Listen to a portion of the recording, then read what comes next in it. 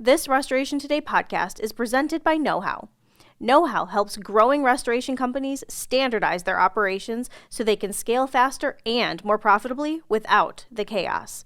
As a leading process communication platform, Know How's mission is to help restoration companies unlock the full potential of their workforce.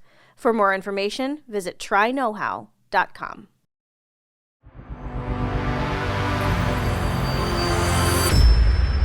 Welcome to a fresh episode of the Restoration Today podcast. Hey, if you're liking what you hear, please leave us a review. We would really appreciate it. Hello there. Thanks for checking out this episode of the Restoration Today podcast. Today, I am very excited to be joined by two gentlemen who are big in the business development world in restoration. They know a lot about sales and developing your restoration business. They're part of a company that's big and growing and acquiring more companies.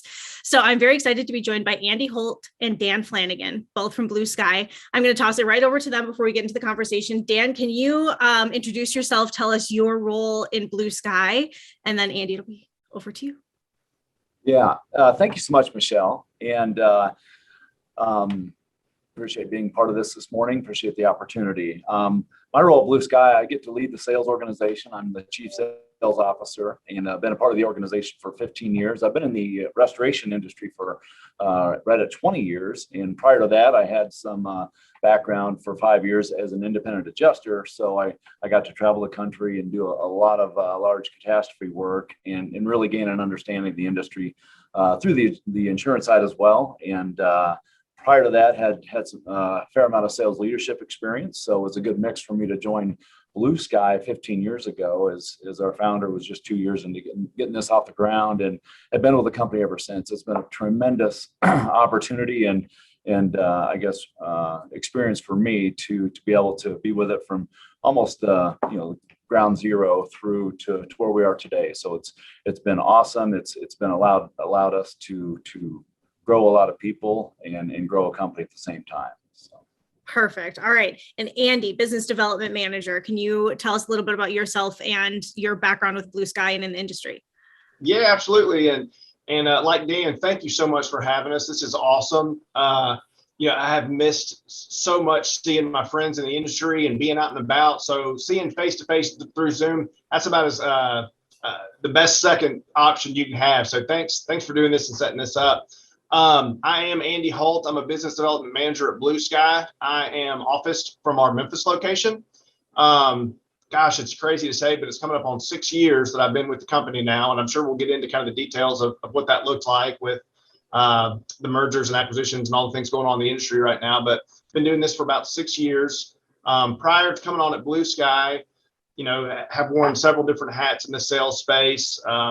For a short while, about 2 years or so, I did work for a local environmental consulting firm. So I had experience with lead-based paint, asbestos, mold assessments, things of that nature, which at the time had no idea that would parlay so well into what I'm doing now in the restoration space. But yeah, that's kind of a quick minute rundown on me and kind of my background and how it all ties into what I'm getting to do today at BluSky. Okay. All right. So which one of you wants to tell the BluSky story? I'm curious, like the roots of it, and then how, I guess and then we'll go into where it's at today, but what are the roots of BluSky? Yeah, I'll share that. And I think Andy can add some things to that too.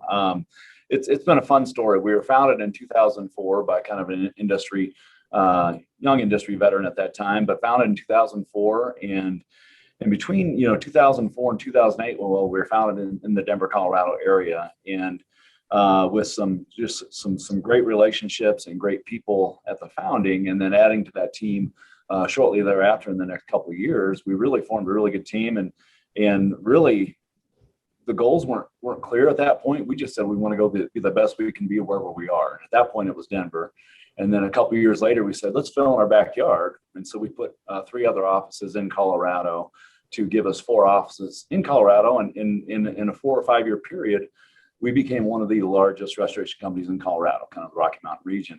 And at that point, we started looking around and we said, we're having a blast. We got great culture. And the founder said, we got a lot of good talent on this team, because we really did go get talent both inside the industry and outside the industry. At that time, the construction industry was doing some things that allowed us to really get some talent that really rounded out the entire part of being a restoration business, not just maybe a myopic look at it. And so we said, we started the vision, hey, we want to be a national company. And so with that, we started other organic offices throughout the country. We had 9 or 10 offices.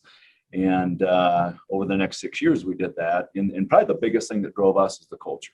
The culture. And at first, that wasn't even the goal. We just were having a lot of fun with great people. And we said, we got something special here. So the culture really carried us through those, plenty of growing pains as you try to tackle that national vision, especially organically. And so that carried us through the next 6 years. And then 2015 was really, really good for us because we've grown to a point where it was aggressive growth. We weren't top 5 in the nation yet, but we were starting to get on the national scene.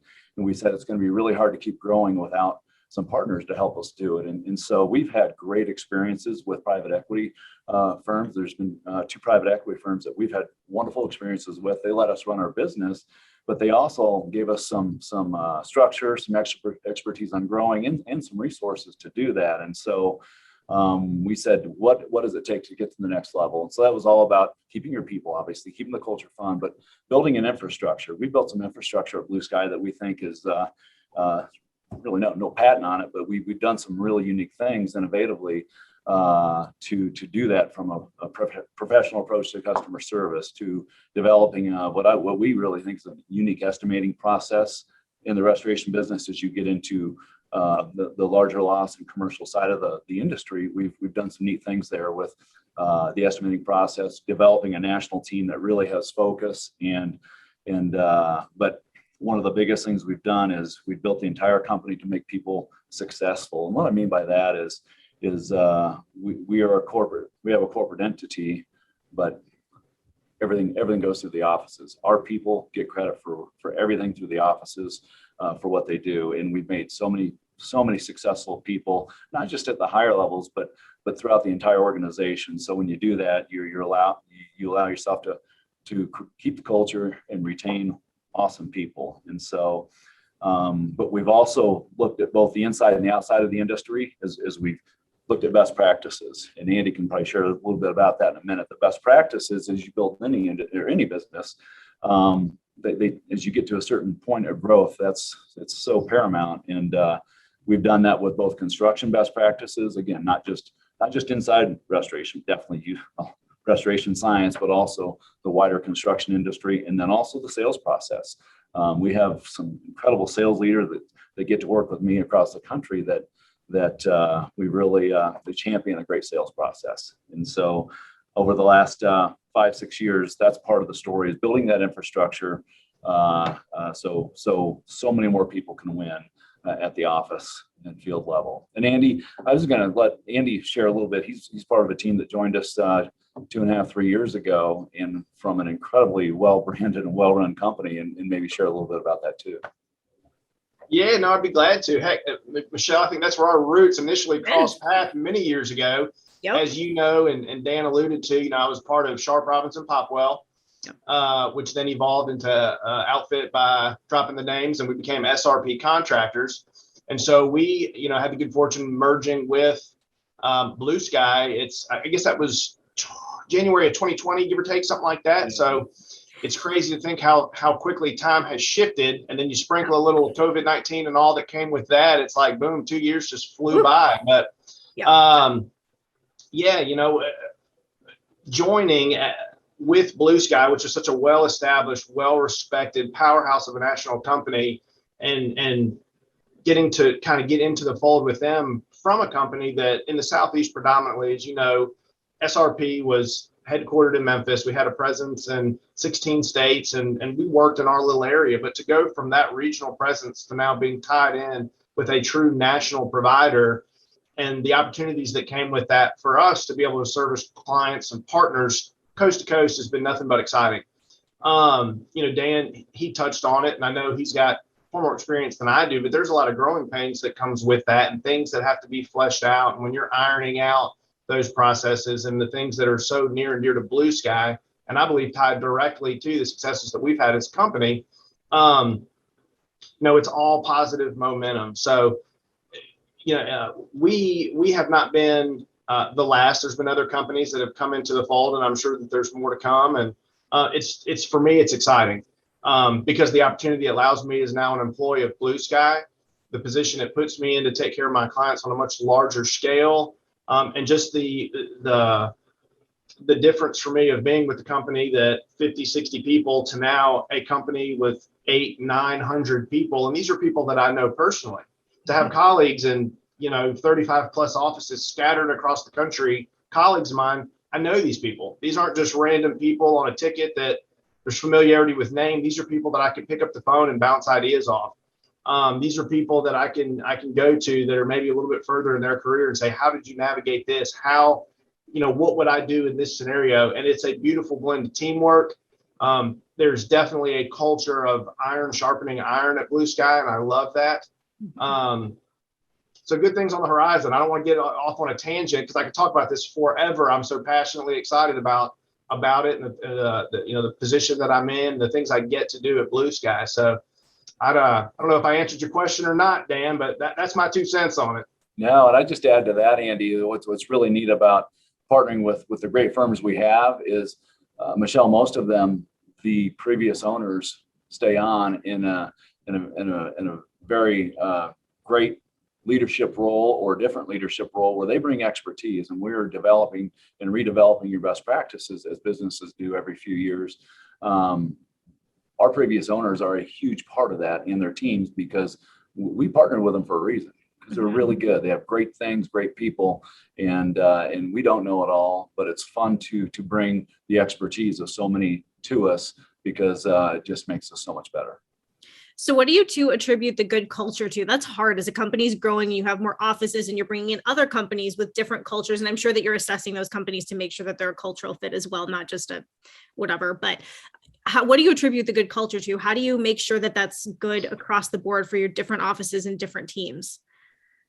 Yeah, we a couple of things. We gather at BluSky. And we fully integrate, Michelle, too. And there's different models of how people kind of partner with companies in different industries. If you don't fully integrate from, we call it mind brand, everything, it's going to be harder to keep that culture. And it isn't easy. It's a focus. And we have initiatives every year, just like you do on different types of technical parts of your business and numerical parts of your business. We have initiatives every year about what are we doing for culture? How are we impacting culture this quarter? And so our operations teams get together, our sales teams get together regionally, nationally, and it's a big investment, but that's a big part of it. Plus the week in and week out focus on it at the office level, and maybe Andy can speak a little bit to that too. Yeah, I'm curious what it's like on the side to be integrated in. Yes.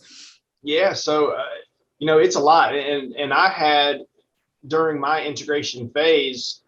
It was, we get the news, we get the announcement, it's all the excitement that comes with that. And as we're just kind of getting off the ground with the blending of processes and learning new teammates and learning the different nuances, boom, here comes COVID-19. So, and all the challenges and things that came with that. And now everybody's working from the house, and people that we were so excited to meet and get to interact with face to face for the first time, those travel plans go by the wayside because we're not leaving our houses, much less coming into the office and flying around the country. So it was a slow kind of integration. I don't think it was what anybody planned, but it was awesome in its own special little way because we got to spend so much time getting to know people by way of Zoom calls. I don't know if I should admit this or not, but I don't know that I ever did a Zoom call prior to COVID-19, and now I'm almost at the beginner level. It was a lot of fun. There was a lot of patience to be had, I think, on both sides and everybody involved. For anybody, speaking outside of even BluSky, you take companies that are as big and are as kind of freestanding as they were, and you expect them to just come together and have a perfect seamless transition. That's not realistic. And I think that we came into this knowing there's going to be some growing pains. There's going to be some things that we're going to have to kind of bend with and let organically develop within the framework of where we know that we want to go. And so now thinking 18 months down the line, we've done all those things. Mm-hmm. Not to say it's been a perfect, easy, shift into what is now the driving forces and processes and procedures of BluSky, but we're there. And I think we've hit that vision that ultimately we had planned out originally. And then through those kind of growing pain seasons, all that did was make us stronger. So there's been a lot of change, there's been a lot of growth, but it's all been to the good from the seat that I'm sitting in and kind of what I've seen and what I've been able to experience, participate in. Okay, so as BluSky continues to grow and you have PE backing and you've made some recent acquisitions, what are you looking for in companies? What makes a company attractive to BluSky? Or maybe every restoration company is different that's making, buying companies, but what are things that make a company attractive to BluSky? The biggest things are the culture and the people. There's been several out there that we just want to fit on. Sometimes it's even like the customer. Sometimes there's a fit, sometimes there's not. Hopefully, most of the time there's a fit because we need customers. But from a standpoint of what is the most attractive partnership, it really is the culture and the people. And we spend a lot of time vetting that out in the diligence as we do anything else. Probably more time. And we're thankful that. What's really neat too, Michelle, is when you have, I think we partnered with 6 companies in the last 5 years. So it's not a crazy pace, but we partnered with 6 companies the last 5 years. All but one, the previous ownership is still very involved in the business. They didn't go to a beach somewhere, and they're very involved with the business in a leadership position. Their people have grown, but we partner best with people that really, they care about their people. They care about the trajectory of their people after they decide to be part of BluSky. And so if that's not there, a lot of times we know there will be further cultural, just won't be as good as a fit down the road. And so it also helps if they've got a team of people that are leaders or wanting to be leaders, because as that previous owner gets into a new role, we definitely will develop leaders, but we want them to be able to have some people that they've developed that are ready to step in and be leaders. Mm-hmm. So kind of in this post-pandemic world and this big M&A landscape, what do you both think it takes to stay competitive as a restoration company, especially, when there's like the first on-sites or companies like that are really buying up a lot of people and a lot of consolidation going on? So how do you stay viable in your markets and across the US when there's so much M&A going on right now? So Andy, why don't you hit that first there, man? Yeah, I'll jump in. Thanks.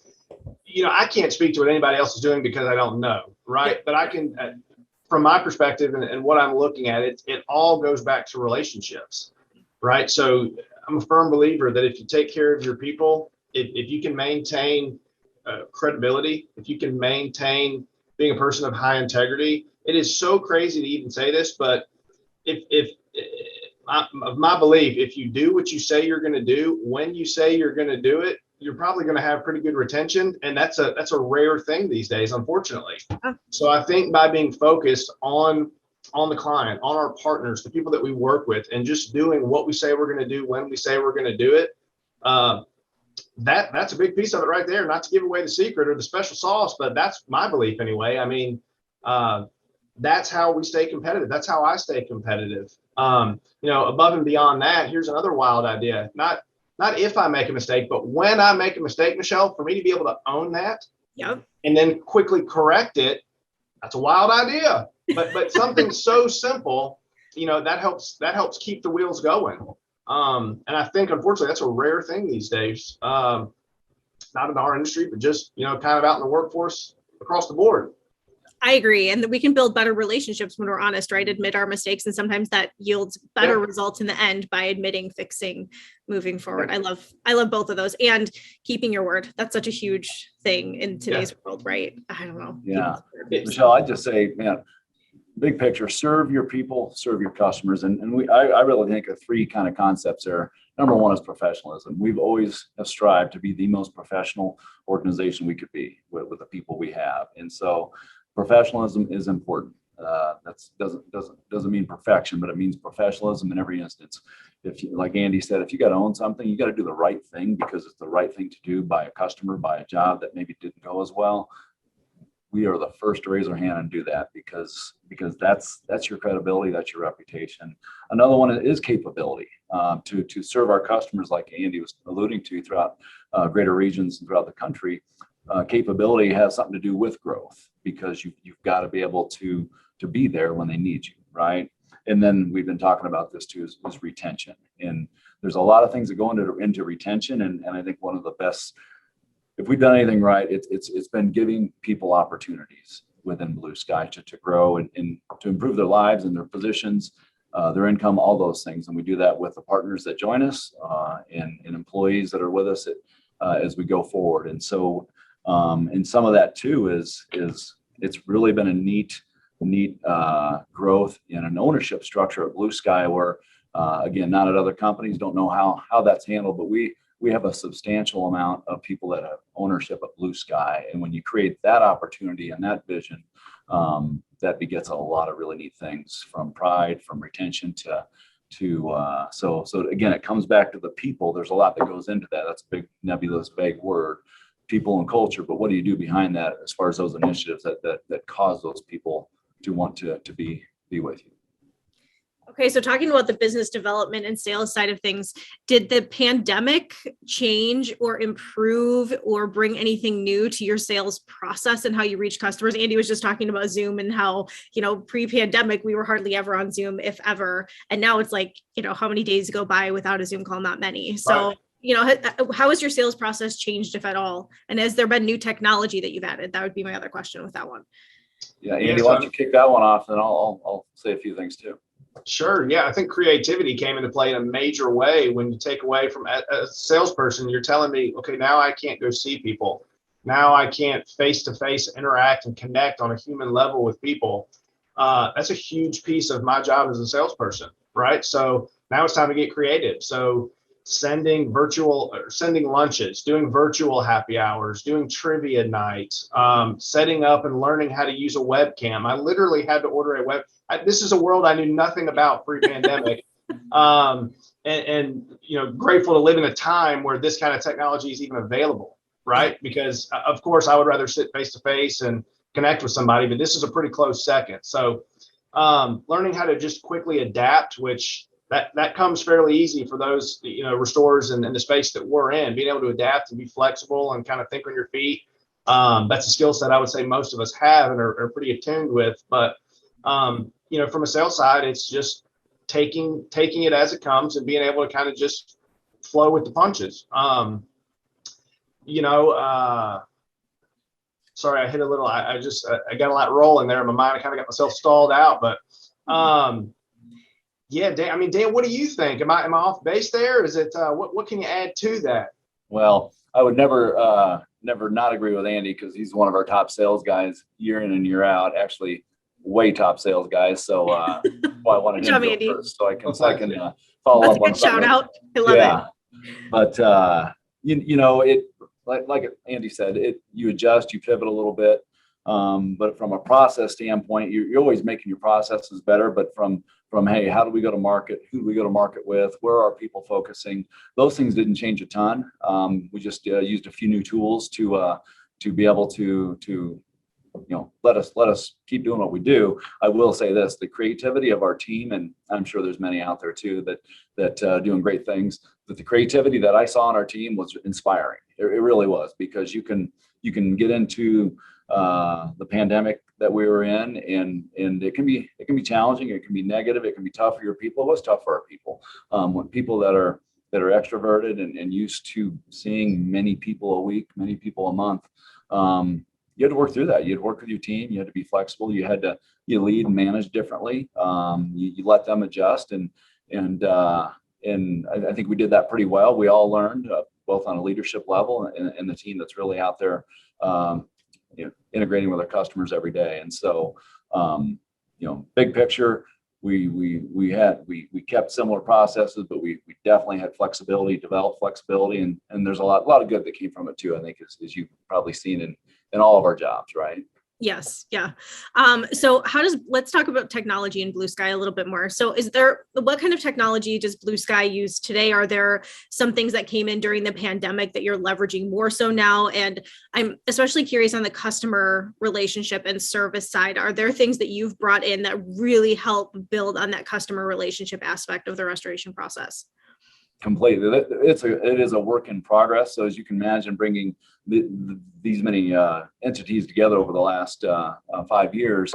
So in the last year and a half, that was one of our big initiatives was our accounting system, our CRM, our field technicians, automation of everything they do. So yes, we've embraced a ton.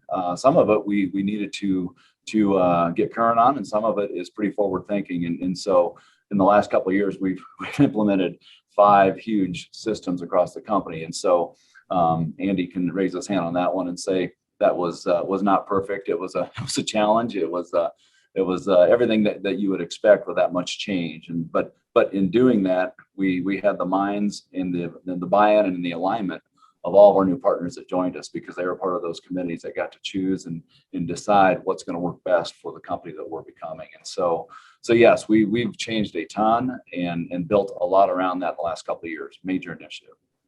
Yeah, and I think too, I would add to everything Dan said is being spot on, but the BluSky, we haven't mentioned this, it's a huge believer in education, right? A big piece of what we do and what I get to do on the sales front is engage with my clients by way of educational offerings. Bringing people in, doing lunch and learns, going to their office, taking a class, and it's great on multiple fronts, but the pandemic kind of put the brakes on that. So we pivoted in a way that benefited our customers, but also us internally by way of our education department and having online education that's offered, having a team that is able to go around the country and kind of take the show on the road, if you will. And, it helps us get sharper as a team. It allows us to still engage and interact with our customers.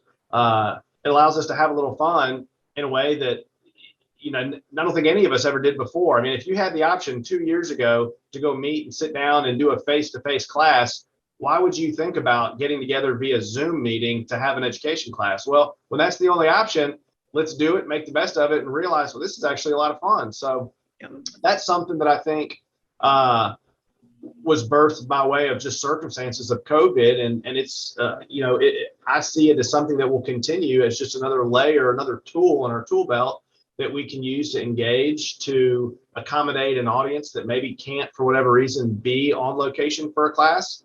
You Skype in a group, you've got a group there, and everybody's getting some education and able to interact and get some education at the same time. So I never thought I'd be excited about a virtual happy hour, but right. Once you haven't seen people for a while, it's like, I will do anything, anytime to talk to people.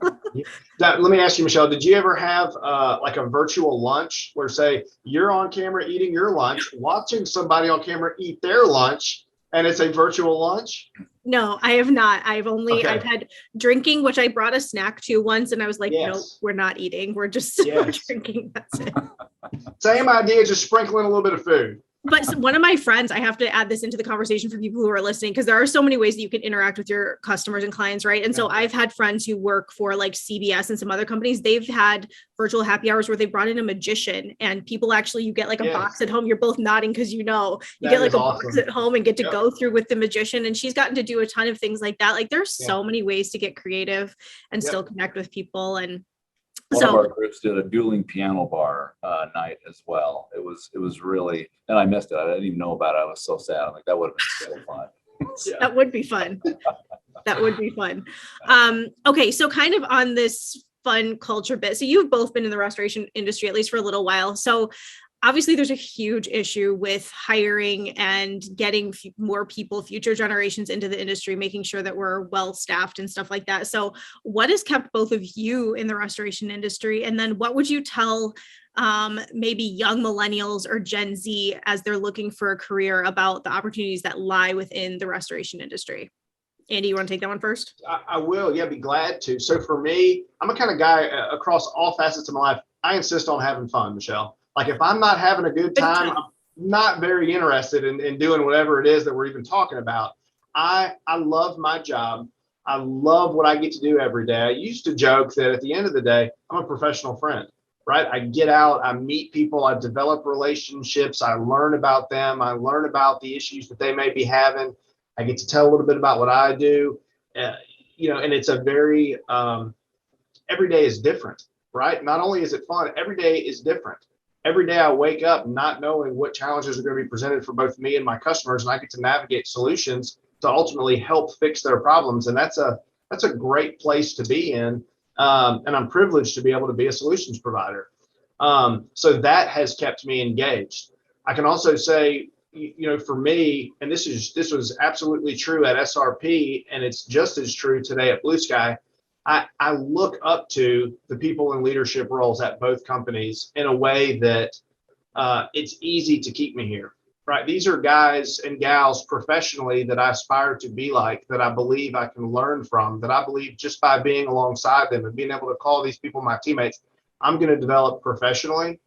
In a very real way, I develop personally, and these are relationships that go so far above and beyond just these are my work people. Right. There's a true sense of family at again, true at SRP and at BluSky. It's a core value, just like fun is a core value. These are things that are palpable for me in my day-to-day life. I come to work, I'm with people that I enjoy, that I love being around. I can promise you I'm having fun every day. The cherry on top is I get paid to do this, Michelle. I mean, the joke once upon a time ago was don't even tell them I do this for free. They don't even have to pay me. I'd probably still keep coming because I'm having such a good time, but I get paid to do this. So for me, that's what's kept me here. I know that was a two-part question. How do we engage the next generation? How do we bring people in? How do we get them excited? And I think that's the million-dollar question everybody in this seat's asking themselves, because it's no surprise that there's shortages, in the workforce, not just in our industry, but just across the board. And I think a big part of that, or what I have seen anyway, is you raise up the people that are with you and you give them a platform to elevate. You give people the opportunity to grow. That's going to, one, get them excited. Two, you're going to retain people. You're going to develop loyalty. And BluSky does that in a very successful way. Then it just becomes word of mouth. They've got friends and they're going home every day and telling their friends how awesome their job is. And that's attractive. People want to be a part of something that's moving in the right direction. So I think that's way to go. That's one very real way to go about it.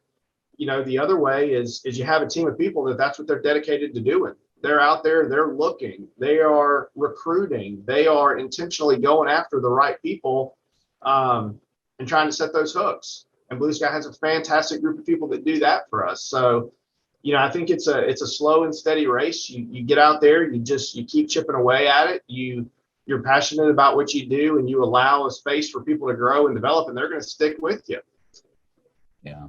Yeah. So I couldn't add much there. The training and development's huge, and at all levels, not just certain levels. And that's become a major initiative. And it's a talent war out there. And I think the paradigms, we've got to adjust our paradigms too. And I think the industry's doing that. You look at the insurance, you go to these national trade shows, the insurance industry is realizing that there's an experience level that they're going to be losing in a few years in a big way. And there's been universities and trade schools that are developing programs that are doing things to educate people as a younger group, which we need. There, could be a big gap there that we got to get working on. Same way in this industry. A lot of times, historically, there's a lot of industry growth, and which is great. You need to grow your people, but I also think there are so many positions in a company that can really leverage experiences from outside the industry to get them into the industry, whether they're young people in construction or people in engineering, or just so many different ways that there's opportunities in this industry, the wide industry, maybe not just restoration, but all the facets around restoration,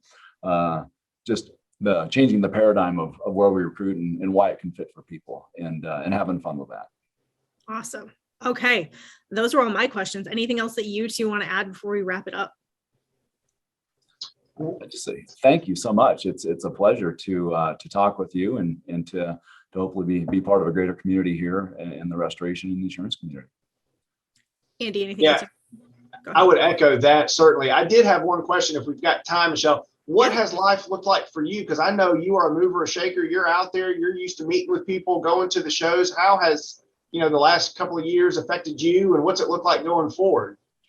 2020 was a little slow, but I would say this year picked back up pretty quickly. And so I was able to travel some. There weren't the big shows didn't happen this year until the Experience in the fall. But for the most part, I've still gotten to talk to people. Zoom has been a huge game changer. I mean, at the beginning of the pandemic, you got kind of Zoom burnout, right? Like if I have to do another video call, I'm dead.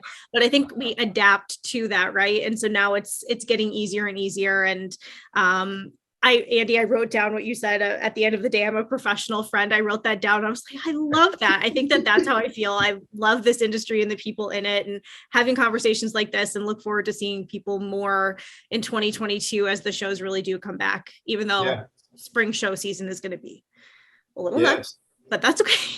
Well, I hope back to back. Right. I hope that we can cross paths somewhere in the next, several months, year, give or take, whatever it is. I always enjoy seeing you. Thank you again for the invitation to be here and have a chat with you. I've enjoyed myself thoroughly. Awesome. And I look forward to seeing you soon. Well, thank you very much. And hopefully I see you both at a show next year soon. Down on Thank you, Michelle. For more Restoration Today, visit our website, cnrmagazine.com, or find us wherever you get your favorite podcasts.